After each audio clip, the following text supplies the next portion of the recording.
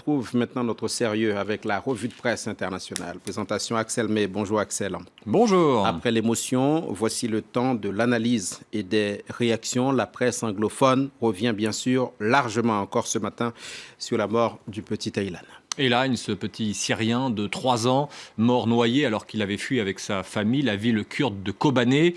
La photo de sa dépouille sur une plage de la station balnéaire de Bodrum en Turquie a été vue et revue. Et ce matin, le Daily Telegraph publie un cartoon, une caricature en bon français. On y devine le corps d'Aylan dans les bras du garde-côte turc qui l'a retrouvé. Mais derrière son cas, derrière ce drame ultra médiatisé, des centaines, des milliers d'autres migrants risquent leur vie pour rejoindre l'Europe en bateau, comme le décrit si bien cette caricature publiée donc dans le journal britannique, le Daily Telegraph. De son côté, le journal américain The Daily Beast évoque, lui, une génération perdue. Il est l'un des 13 millions d'enfants qui ne vont pas à l'école, qui ne sont pas allés à l'école à cause de la guerre, comme nous l'apprend une enquête de l'ONU détaillée par le Daily Beast.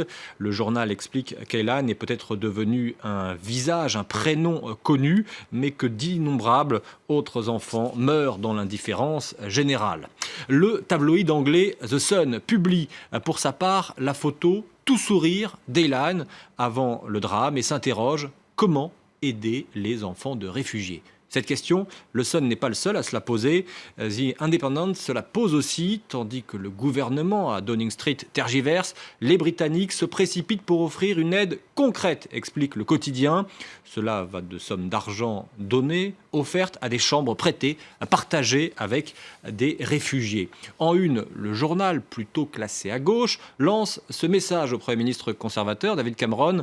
Accueillons davantage de réfugiés. Une pétition a été lancée hier et signée déjà par 200 000 lecteurs, dont certaines photos, vous le voyez à l'écran, sont publiées en une de The Independent. Bref, comme l'illustre cette autre caricature, les temps sont durs pour David Cameron, critiqué de toutes parts pour sa position inflexible. On a parlé du Daily Beast, un journal américain. On jette un coup d'œil à un autre journal américain, Axel, de Washington Post, qui pose un œil très critique sur la situation des migrants en Europe.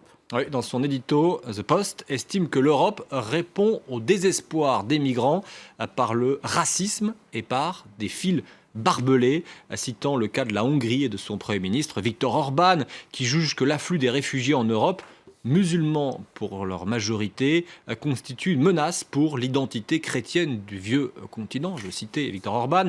En fait, l'Europe ne pense pas uniformément à l'image de la France ou de l'Allemagne, qui ont une vision plus tolérante que d'autres pays.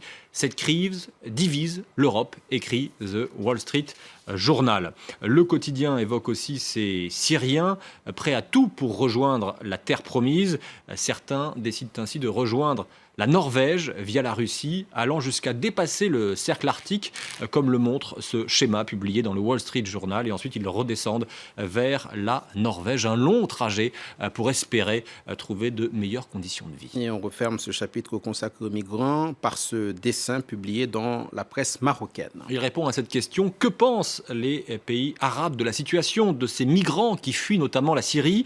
Eh bien, les pays les plus riches, les pays producteurs de pétrole de la péninsule gardent les yeux fermés. Je ne sais pas si on va arriver à voir ce dessin, assis sur leur or noir et ne veulent pas accueillir de migrants. Non, l'OPEP ne veut pas ouvrir les portes aux migrants, selon cette caricature que vous pourrez retrouver sur le site internet de France 24. Dans les journaux également, Axel May, la colère des agriculteurs français, le sujet dépasse largement désormais les frontières françaises. Oui, les images de tracteurs défilant dans Paris hier ont fait le tour des médias, mais chez nos voisins belges, la situation est aussi très tendue. Hier matin, comme le montrent ces photos du journal L'Avenir, des producteurs de viande bovine se sont rendus au domicile du ministre fédéral de l'Agriculture, Willy Borsus. C'est le monsieur avec une veste sombre qui écoute un agriculteur lui lire un texte pour le réveiller au sens littéral du terme, mais aussi pour lui réveiller la conscience, lui faire prendre conscience des difficultés de la filière bovine. Cette filière doit avoir la place qu'elle mérite en Belgique. Et il n'y a pas que les producteurs de viande bovine qui subissent la crise en Belgique. Les producteurs de lait et de porc réclament des prix plus justes, comme en France. Il faut se souvenir que fin juillet, des centaines de tracteurs ont bloqué les routes belges. Enfin, sujet beaucoup plus léger, tous derrière Kira, je ne sais pas qui c'est personnellement, vous allez nous le dire, l'Autriche est émue par le sort d'une de ses athlètes. Oui, c'est l'équipe qui nous raconte la terrible histoire de la recordwoman d'Autriche du saut à la perche. Le 30 juillet dernier, Kira Grünberg est à l'entraînement à Innsbruck. Âgée de 22 ans, la jeune perchiste court sur la piste d'élan, mais manque de vitesse. Sa perche ne plie pas suffisamment et la rejette 1,50 m avant le tapis de saut. Kira retombe sur la tête sous les yeux de son père, qui est également son entraîneur. Opérée d'urgence, elle souffre d'une fracture des vertèbres cervicales et reste paralysée. Au pays du ski, les sportifs autrichiens se sont mobilisés pour cette perchiste. Le président de la République fédérale, Heinz Fischer, lui-même s'est rendu dans la chambre d'hôpital de Kira. Et hier, vous le voyez à l'écran sur cette photo, c'est le recordman du monde, le Français Renaud Lavillenie, qui est venu la voir. Et il s'est dit impressionné par sa volonté, sa force de caractère. Elle réussit à bouger depuis 2 jours légèrement les mains. J'ai vu, explique Renaud Lavillenie, j'ai vu dans ses yeux que ma visite lui a fait plaisir. On lui souhaite bonne chance. Merci Axel May. C'était la revue de presse internationale sur France 24. On observe